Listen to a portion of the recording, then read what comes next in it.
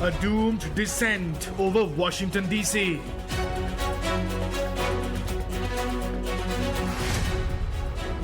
Black Hawk and jet down in crash.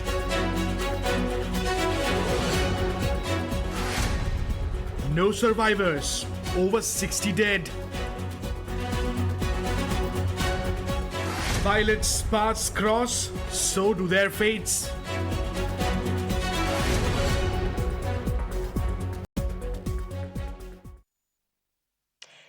Seconds that shook America. Families of those on board American Airlines Flight 5342 and an Army Black Hawk helicopter spent a night of horror, waiting for authorities to tell them if their loved one is alive.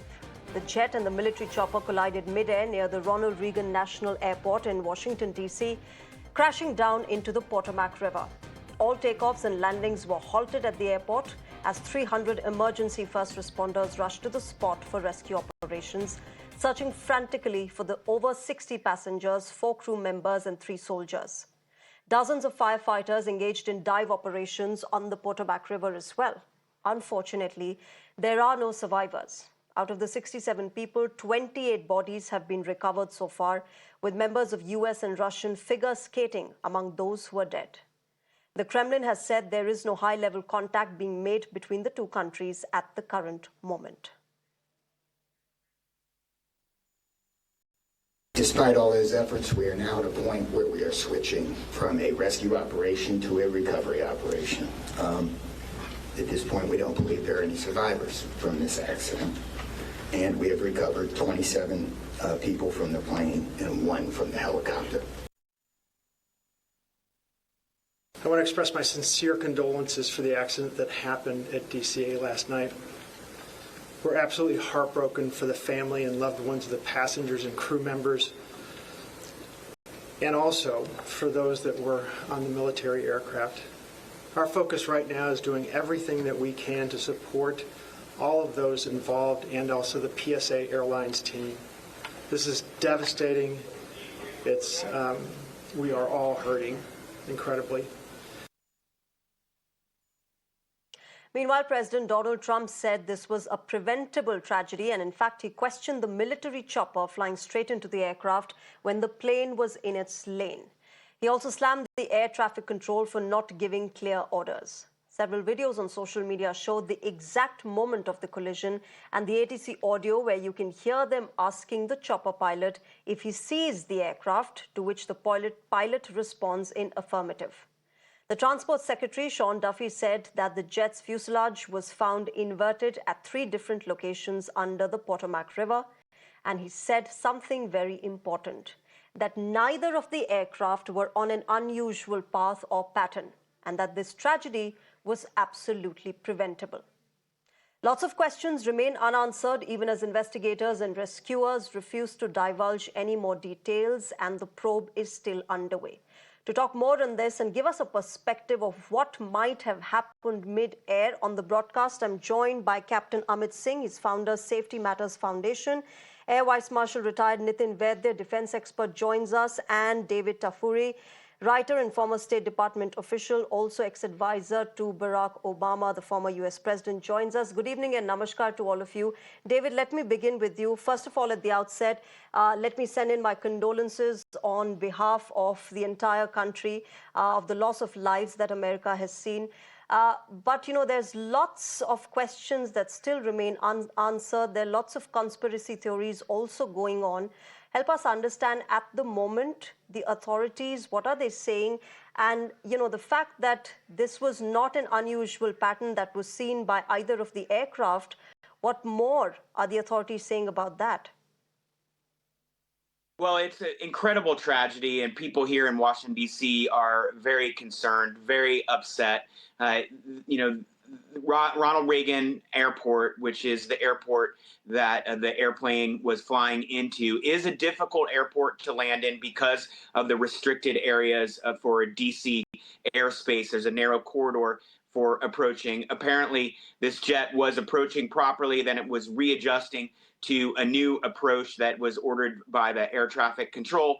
The helicopter was told to follow, and then this accident ensued. There's going to be large investigation. There's a great deal of interest by the American people on why this happened and how to make sure it does not happen. Obviously, that impacts people's feelings about whether air travel here is safe. The airport is closed until at least tomorrow morning in order to facilitate the investigation. And Yes. we just need to learn more. And unfortunately, as you reported, it doesn't sound like there were any survivors from this accident. There was a massive explosion. And so that's probably part of the reason why they haven't been able to find any survivors. And, our hearts go out to the families and to the crew that were impacted by this, as well as the American service members.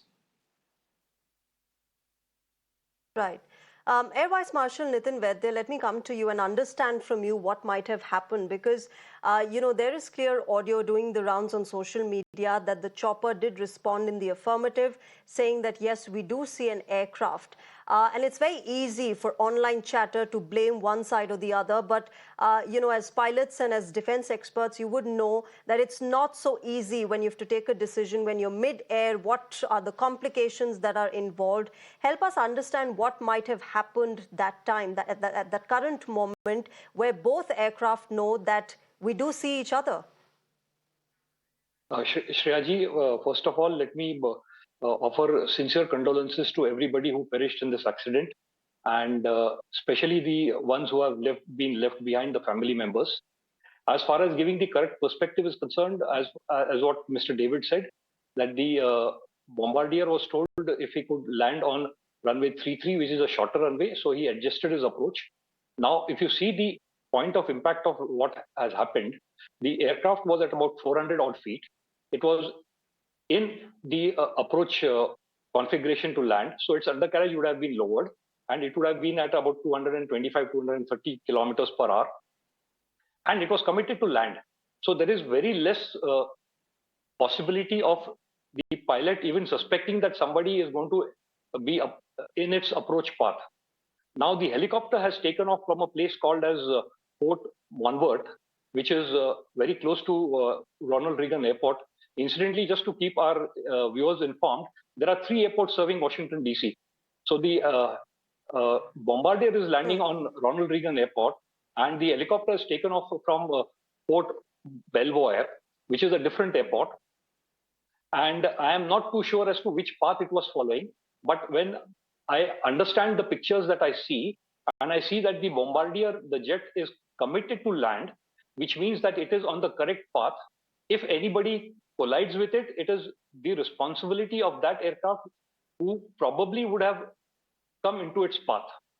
Also, from the pictures that I see that the crash has taken place exactly somewhere in the middle of the fuselage, which prompts me to say that probably the helicopter has misjudged its speed maneuvering capabilities. And even though the air traffic control has asked whether you see the CRJ, and I'm not too certain if he has acknowledged it, but he has also subsequently said pass behind. Pat 25 was the call sign of the helicopter. Pat 25 pass behind the CRJ. Now, when the ATC is giving such an instruction, and it happened just 30 seconds before the crash, I'm not too sure if it has got enough reasonable time for the helicopter to actually understand and maneuver itself if it is too close to the CRJ. So on the face value of it, let me stick my head out and say that it was a human error accident, completely avoidable, and the transport aircraft bombardier was committed to land, so it was in its correct path. It was the helicopter who possibly could have entered the path of the bombardier. Okay. Captain Amit Singh, come in on this. There are a lot of questions being raised on how the ATC communicated. In fact, the US president himself is questioning the ATC communication. Could there be some lapse there? I am accident happens not too certain with the inputs. Because of multiple reasons. Are you asking me? Sure. Sorry. Air Chief Marshal, I'll come back to you. This is for Captain Amit Singh. Okay. Yeah. So, like I'm saying, the accident happens not because of one reason. There are multiple reasons, contributory causes and other things. So, primarily, it is looks like a communication error, beginning with a communication error, and you could identify some other aircraft as a CRJ. So there has to be a confirmation type of aircraft. At night, it is difficult to see. It is at a very low altitude, as we can make out. And the TCAS would not be functioning at this altitude. So there are multiple barriers which were passed through. So that is why an accident happens.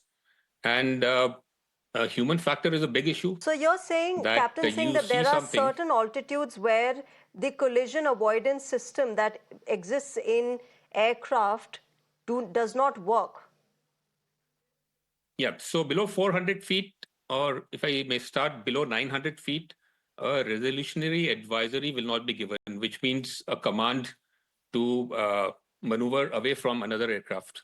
And below 400 feet, all these advisories are inhibited because the aircraft is committed to land. So this is probably at that particular altitude, below 400 feet. It is a very low altitude, and the pilot would not have got any indication of an oral indication to perform an evasive maneuver. And when you are on your approach path, particularly when you have been redirected to another runway or another approach, now you have to reorientate yourself. So both the pilots would be looking out for the runway, especially flying at night in a visual flight conditions. So it Sure. is possible that they do not see a helicopter, and the Black Hawk is not supposed to be seen at night. Under the city lights, you would not be able to spot another small aircraft or a helicopter. So there are multiple complexities to it. Tight coupling of situation, there is not Sure. enough space to maneuver. Had it been at a greater height, there probably could have been any aircraft or both aircraft would have performed evasive maneuvers. So all situations come so tight and so Okay. close to the ground that it is very difficult, and that is when accidents happen. So the investigation part of it has to be purely concentrating on human factors rather than technical aspect. We have seen in the past when an aircraft in San Francisco was about to land on 3 aircrafts with 1,000 people on board, missed by almost 50 feet. That close that aircraft came on. So why didn't the two pilots see these 3 big aircrafts? That the investigation did not conclude on that. They purely went on a technical aspect. What could have been done? So what was the fatigue factor of the air traffic controllers? Okay. Fatigue factor of the pilots. So if you are being awake for 17 hours, your Okay, so there could be reactions are multiple equivalent to a reasons, Captain person. Singh, that you're saying Yeah. that need to be taken into consideration when probing this entire tragedy. But David, come in on this and help us understand this. Like you said, that Ronald Reagan, National Airport is a busy airport, and help me, correct me if I'm wrong. It is also an airport which sees aircraft flying at a lower altitude, and therefore there is this understanding that such situations might occur. Despite that, despite the kind of safety, agreements and safety arrangements that are prevalent there, this sort of thing happens. There are, of course, like I said in the beginning, a lot of conspiracy theories that are going around. But what is the reasoning that the authorities there are giving as to, everything being there as it is, as it has been, has been working, has been operating in terms of safety arrangements, yet this kind of thing happens, this kind of tragedy happens? Well, again, this is right next to Washington, D.C. Some of the airspace is restricted, and then you have military aircraft flying in D.C. as well. And so it's a very complicated place to fly into, and it's why pilots feel a lot of anxiety when they fly into Ronald Reagan National Airport. Ronald Reagan National Airport is the smallest of the 3 D.C. area airports. There's Washington Dulles, there's Baltimore Washington International, and then Ronald Reagan National Airport. And it has over time increased the number of flights, and they used to be flights really only flew into DC National from east of the Mississippi, but now they have some flights that go across the country and even some international flights. So there's probably more traffic now, but still all of those same obstacles and impediments to flying safely. And so these are, probably some of the factors that contributed to this. But I agree with your other guests that there was likely human error involved as well. But we need to have a full investigation. And given the great deal of American interest in this issue, I do expect there will be a fulsome investigation, and we need to wait for the conclusions from that investigation. Also, David, the fire chief there at DC said that there was heavy wind and there was ice on water when rescuers started frantically searching for survivors as soon as they got the news of this tragedy. What are the kind of challenges that they might be going through? Because this will, of course, take a longer time to really finish off this entire recovery operations. Now, of course, rescue operations have concluded. It has evolved into a recovery operation. The kind of challenges that they might be facing there at the Potomac River. Yeah, I was driving by the Potomac River last night about an hour or two after the accident happened, and you could see helicopters doing search and rescue. It was a cold night. There had been a lot of wind all day. I was out earlier in the day, and it was very windy. And of course, the Potomac River is kind of dark, murky river. It was obviously quite cold last night, and so these are some of the things that the heroic first responders had to deal with. There were a lot of them out last night searching frantically to try to find survivors in dealing with these difficult weather conditions. And also help us understand how this entire probe will move forward, David, because, like I said, that Donald Trump is already questioning the ATC. He's questioning the pilot of the Black Hawk chopper. Now, how does this probe move forward? What are the kind of considerations that will be taken as far as solving the case and reaching to its logical conclusion is concerned? Yeah, there are obviously protocols in place for how an investigation goes forward. I'm not particularly familiar with what those protocols are, but I expect they will be followed. Obviously, the FAA, Okay. our aviation regulatory agency will be involved. The Department of Transportation will be involved, and officials and representatives of Ronald Reagan National Airport will also be involved. And I don't know the exact procedures, but I expect it will go forward very quickly, but also in a deliberate way to make sure they get to the right results. Right, right. Air Vice Marshal Nitin Vaidya, let me then understand from you, when, as pilots, you would know that such situation can arise and that there are certain things and considerations to be taken when you are faced with such a situation. Of course, like all of you are saying, that this might be a case of a big human error and that's why this tragedy was caused.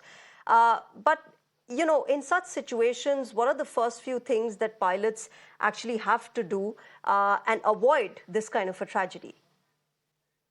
Ma'am, just to keep in the correct perspective, I am basically an air traffic controller with the Air Force for many decades of service and not a commercial pilot or a fighter pilot. But just to answer your question in the correct way. So then you can better help us understand the ATC perspective of it.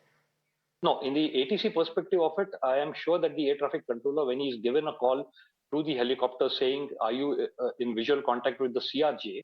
And I don't remember getting a response from it because there were other transmissions going on at the same time. And thereafter, the controller told him cross behind the CRJ, to which again, I don't remember him acknowledging it. And then the accident happened within 30 seconds. So I am not too sure if the helicopter actually saw the CRJ right in front of him, especially at night. It was close to about 8:47 in the evening. And if it is approaching this bombardier at 90 degrees to it in the fore and aft axis, they would just about see some flashing lights and not the aircraft very clearly. So I am not again too certain whether the helicopter actually saw the CRJ and he had enough time to maneuver to get away from the CRJ. Obviously, having said that, he did not have that kind of reaction time, and that is why this accident happened. I would like to believe that when, as a sitting in the cockpit seat, If I give instructions to the aircraft that you are clear to land, and it is in the landing configuration, the pilot now is looking out to the runway and to make sure that the aircraft lands very safely. The fact that there would be somebody in his pathway would be probably the last thing that would cross his mind, although he would be looking at it. Plus, when I'm committed to land, my speeds are reduced, my undercarriage is lowered, that is, the landing wheels are lowered, so I do not have that kind of maneuverability, neither do I have the speed at hand. It is going to take time for the aircraft to react, to get away from the path that I have already committed to land.